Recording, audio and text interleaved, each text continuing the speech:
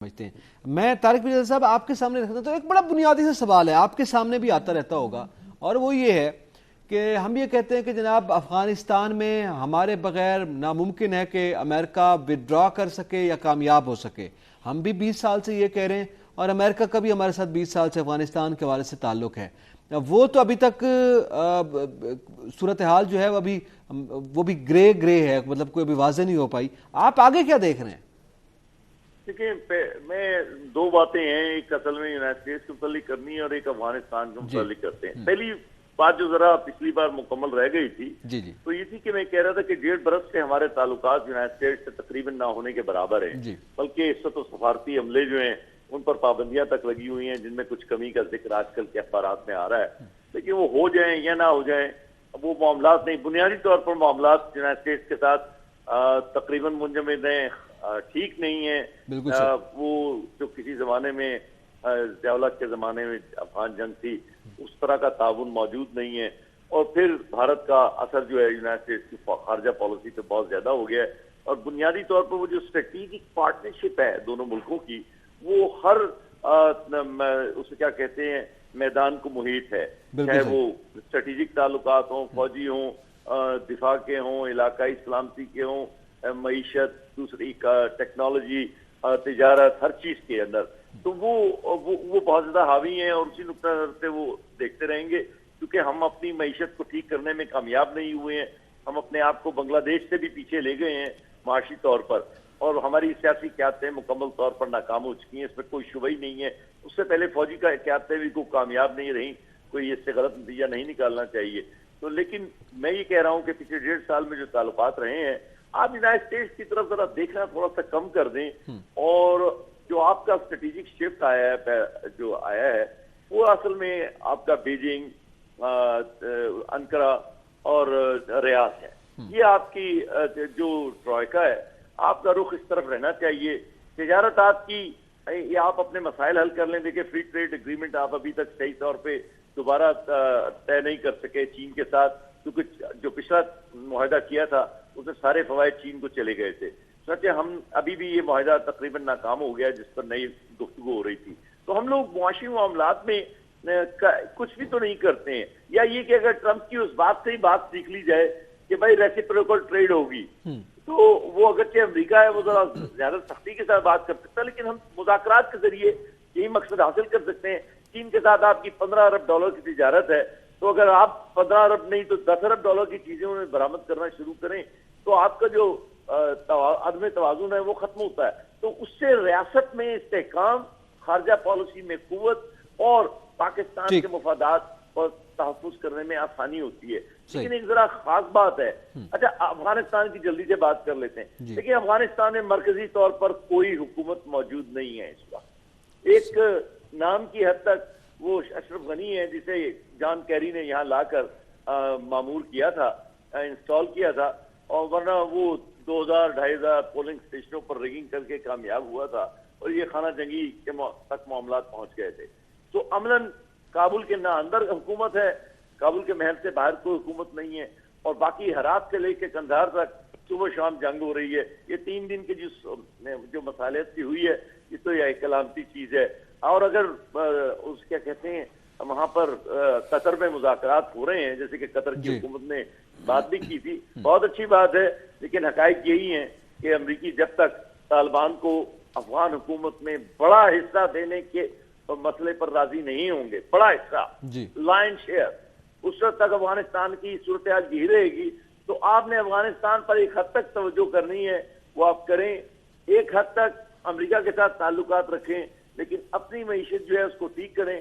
یہاں ایک ذرا کلیدی نقطہ جو ہے جس پر پاکستان میں کوئی بحث نہیں ہوئی کسی بھی چینل پر، اور وہ یہ ہے کہ جو شمالی کوریا کا مسئلہ ہے، جس پہ 12 تاریخ کو سنگاپور میں مذاکرات ہونے والے ہیں، اس کے کیمن جونگ کے اور ٹرمپ کے، اس دوران جو تجزیے آ رہے ہیں وہ یہ ہیں کہ اگر یہ بات، میرا خیال ہے کہیں نہ کہیں تو پاکستان کی عسکری اور نیم عسکری اداروں میں زیر بحث ضرور آ رہی ہوگی کہ بھئی اگر شمالی کوریا کے ساتھ معاملات جو ہیں کسی حد تک شروع میں تھوڑی سی کامیابی ہو جاتی ہے اور اس کے بعد مزید، تو ہم اس پیٹرن پر پاکستان کے ساتھ آگے چلنے کی کوشش کریں گے اور پاکستان کو بھی ایٹمی پروگرام کے متعلق اس کو بند کرنے یا اس کو ختم کرنے کی بات شروع کریں گے.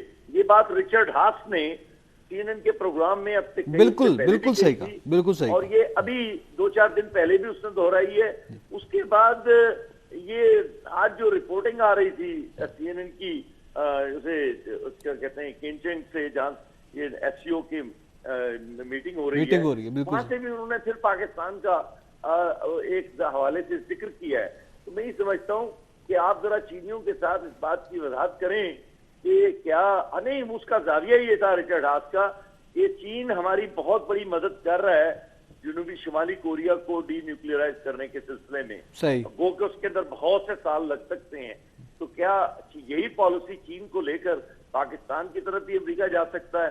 اس سلسلے میں تھوڑا سا چینیوں کے ساتھ مذاکرات کرنے کی ضرورت ہے اور اس بات پر وضاحت حاصل کرنے کی بھی ضرورت. بالکل, یہ بڑی اہم بات کی آپ نے. اگلے سیشن میں ہم اس پہ بھی بات کرتے ہیں اور اسی جانب SCO کی جانب بھی جائیں. یہ جو عید پہ چھٹیاں آ رہی ہیں طالبان کی کہ ہم لوگ کی چھٹیاں ہوں گی اور پھر عید کے بعد جو ہے وہ سلسلہ آگے بڑھے گا.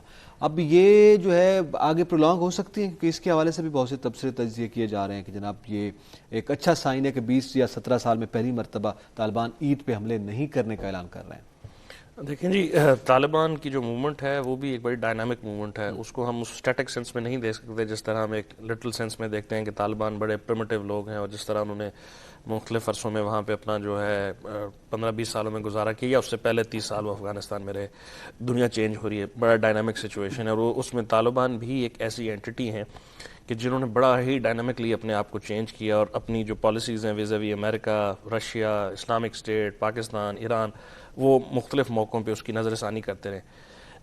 ابھی کرنٹ جو ان کی لیڈرشپ ہے یہ ان کا فیصلہ ہے, اس کو آپ سمبولک بھی دیکھ لیں.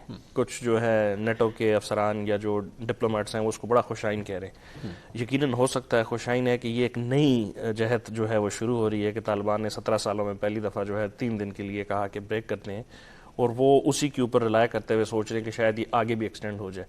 لیکن اس کے اندر بہت سے محرکات ہمیں دیکھنے پڑیں گے عید کے بعد کے تعلقات. امریکہ کی وہاں پہ پالیسی کیا ہے, رشیا کی کیا ہے, چائنا کی کیا ہے, پاکستان کی کیا ہے, طالبان کی پوزیشن کیا ہے. آپ اگر ان کی جو ان کے special inspector general for Afghanistan rehabilitation ہے, سیگار کے نام سے جو ایک ایبریویشن ہے, ان کی رپورٹ پڑھیں تو طالبان جو ہیں اس وقت تقریباً 50 سے 52% ٹیریٹری کو جو ہے کمپلیٹلی کنٹرول کرتے ہیں, اور کوئی 25 سے 30% ایریا ایسا ہے جو کنٹیسٹڈ ہے. ابھی ونگ کمانڈر صاحب بھی جو ہے نا گفتگو میں یہی کر رہے تھے کہ وہ صرف سینٹرز کے اندر جو ہے وہ آئیدر نیٹو کی حکومت ہے یا کابل گورنمنٹ کی ہے. تو اس لحاظ میں ہمیں اگر دیکھا جائے تو طالبان نے اگر پچھلی افغانستان کی گورنمنٹ کی اشرف غنی صاحب کی جو پروپوزلز تھے, جو کہ وہ بھی پہلی دفعہ 17 سالوں میں کسی نے اتنی سیریس قسم کی پروپوزل تھی, اس کو بھی ریجیکٹ کر دیا. بلو دا انڈر دا ٹیبل شاید گفتگو ہوتی رہی ہو, لیکن میرا ذاتی خیال یہ ہے کہ اس کو ہم تھیاٹرکس کے طور پہ دیکھیں, سمبولک دیکھیں, ہے بہتر ہے, واقعی ایک اچھی خوشائن بات ہے. لیکن آپ ٹیکٹک کے طور پہ بھی دیکھ رہے ہیں. میں اس کو ٹیکٹک کے طور پہ دیکھ رہا ہوں کہ فی الحال جو ہے نا وہ ذرا they are testing the waters. ٹھیک ہے, وہ دیکھ رہے ہیں کہ کیا ہوتا ہے کیا نہیں ہوتا. چلیں خیر, ایک جیسچر جو ہے وہ اس حوالے سے سامنے ہے. تھوڑا سا آگے بڑھتے ہیں, اسی بات کو آگے لے کے چلتے ہیں. میں عاصم صاحب آپ کی جانب کمانڈر صاحب کہ یہ ساری باتیں تو چلیں پاکستان, امریکہ اور پھر تعلقات کی کیا نہیں ہے, ہمارا شفٹ ہو چکا, ویسے policy shift China towards China ہو چکا, ہم اس پہ میرے خیال میں عمل درآمد بھی کر رہے ہیں. لیکن جو پیٹرن آ رہا ہے ظاہر ہے دنیا سے کٹ کے نہیں رہا جا سکتا. اس پیٹرن پہ جو ابھی پیرزاد صاحب نے نقطہ اٹھایا بہت ہی امپورٹنٹ ہے. اس پہ ویسے پورا ایک شو ہو سکتا ہے, لیکن میں آپ کے اس پہ ضرور کمنٹ چاہوں گا کہ اس پیٹرن پر جو شمالی کوریا کے ساتھ ہے وہ ہمارے ساتھ بھی ہو سکتا ہے, کیونکہ وہ اگر چائنا کا کہہ رہے ہیں کہ ادھر وہ ان کو سپورٹ کر رہا ہے تو پھر چائنا کیا ہمارے حوالے سے کیا رویہ ہو سکتا ہے. یہ تو بہرحال ضروری ہے. آپ کیا سمجھتے ہیں؟ چائنا سنس 1948 ہمارا دوست ہے, اور شمالی کوریا کے ساتھ چائنا کے اتنے اچھے ریلیشن ہیں جتنے ان کے ہمارے ساتھ ہیں. ان کے ہمارے ساتھ بائی لیٹرل انٹرسٹ بھی ہیں. انہوں نے ہمارے ساتھ یہ جو معاہدہ کیا سی پیک والا, یہاں بھی ان کے بہت زیادہ انٹرسٹ انوالوڈ ہیں. لہٰذا اس قسم کا جو امریکہ کا ٹرینڈ ہے ٹورڈ نارتھ کوریا, وہ اس قسم کا اگر وہ کبھی سوچیں گے بھی تو ان کو کبھی بھی اس قسم کا رسپانس نہیں ملے گا چائنا. نہیں, وہ تو ایک الگ بات ہے نا. ابھی اور پالیسی کی اگر ہم بات پالیسی کے لحاظ سے ہمیں اس چیز کے اوپر سوچنا بھی نہیں چاہیے, اور بلکہ سوچے بغیر ہمیں اس کا رزلٹ پہ سوچنا چاہیے. اگر ہمارے خلاف ایسی کوئی بات ہوتی تو ہم نے اپنے آپ کو کیسے آگے لے جانا ہے. تو اس کے لیے ہمیں سب سے پہلے یہ ہمارے ملک کے اندر اسٹیبلٹی بہت ضروری ہے. ہم اس چیز کو بالکل بھول جاتے ہیں, ہم انٹرنیشنل ریلیشن کی طرف چلے جاتے ہیں. امریکہ یہ کہہ رہا ہے, یو کے نے یہ کہہ دیا, باقی نے یہ کہہ دیا. ہمیں یہ چاہیے کہ ہم نے اس کو کاؤنٹر کیسے کرنا ہے. کاؤنٹر یہ ہے کہ ہم کبھی بھی اس پہ کمپرومائز نہیں کر سکتے. اگر ہم اس نیوکلیر پہ کبھی بھی کمپرومائز کریں گے سمجھو آپ کو انڈیا کے لیے ایک ایزی ٹارگٹ بن جاتے ہیں. لہذا چائنا کا بھی یہ ہمارے ساتھ انٹرسٹ ہے اور وہ ابھی ایسی باتیں جو کرنے والی یہاں پہ نہیں ہیں, لیکن چائنا کبھی بھی یہ نہیں چاہے گا, بے شک اس کو کہیں آن وار نہ آنا پڑ گیا امریکہ کے ساتھ تو یہ کبھی بھی اس پہ کمپرومائز کریں گے. I know the Chinese, I have been visiting China, I know their friendship with Pakistan and I know their bilateral interest with each other. تو یہ اس قسم کا جو ڈی نیوکلیئرائز نہیں چاہے, ڈی نیوکلیئر پاکستان نہیں چاہے گا. امریکہ تو کبھی پوری دنیا ہمارے نیوکلیئر کو پسند نہیں کرتی, جس میں اسرائیل ہے, پوری ورلڈ. لیکن اٹ از اے ٹروتھ کہ ہم ایک نیوکلیئر پاور ہیں اور ہماری ایک اسٹرینتھ ہے اور ہماری نیوکلیئر کی جو کیپیبلٹیز ہے وہ بھی پوری دنیا کو پتہ ہے. ٹھیک ہے, ہماری میزائل سسٹم ان کو سب کو پتہ ہے اور وی آر اے ٹارگیٹ. تو اس ٹارگیٹ کو ہم نے کیسے ان کا نہیں بننا, وہ ہمیں ایک بہت بڑا اب سیلف ریلائنس کی طرف ہم نے جانا ہے اور ہمیں ڈیپینڈنس کم کرنی ہے. اور ہم نے جو ہمارا پاکستان کا پیسہ دوسرے ملکوں میں پہنچا ہوا اس کو لانا سب سے پہلے ضروری ہے تاکہ ہم اپنے پاؤں پہ کھڑے ہوں اور ان لوگوں کی اس قسم کی گریلسٹ بجان کو فیس بھی کر سکیں. ٹھیک, یہ بہت ضروری ہے ہمارے لیے, یہ بہت امپورٹنٹ ہے. میں طارق مرزا صاحب, اب جو سچویشن بن رہی ہے, جیسے آپ نے شمالی کوریا کی بات کی, لیکن چلیں وہ تو آگے ظاہر ہے ہمیں چائنا سے ضرور پوچھنا چاہیے, آپ نے بات کی وہ تو آگے جا کر ہمیں ٹھیک ہے شاید جب میٹنگ ہوگی, مذاکرات ہوں گے, ڈائیلاگ ہوگا تو باتیں سامنے آئیں گی. لیکن آپ کیا سمجھتے ہیں ایس سی او کا جو موجودہ پریکٹس ہے اس کا امپیکٹ پاکستان سمیت اس خطے پر کیا؟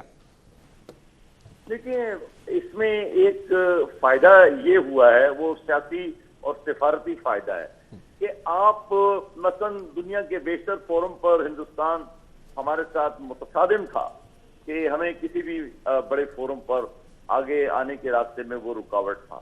اب دنیا کی تقریباً آدھی آبادی والے ممالک جو ہیں وہ اس تنظیم میں شامل ہیں. چین, بھارت ہو گیا, پاکستان ہو گیا اور یہ دیگر ممالک ہیں اور ان روس سمیت. تو ایک بڑی تنظیم میں پاکستان کا ایک ہندوستان کے مساوی سطح پر آ کر اس کا رکن ہونا درحقیقت پاکستان کے قد کاٹ میں, سیاسی اور سفارتی قد کاٹ میں اضافے کا بہت ہی واضح ثبوت ہے. اور اس میں یقیناً اچھی پیش رفت ہوئی ہے جس میں ہم چینیوں اور روسیوں کا اور وسط ایشیائی کچھ ریاستوں کا خاص طور پہ ہمیں شکریہ ادا کرنا چاہیے.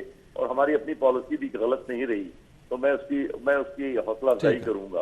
اور میں سمجھتا ہوں کہ اس کا ابھی ایک عرصے تک جو اثر ہے وہ سیاسی اور سفارتی ہی رہے گا.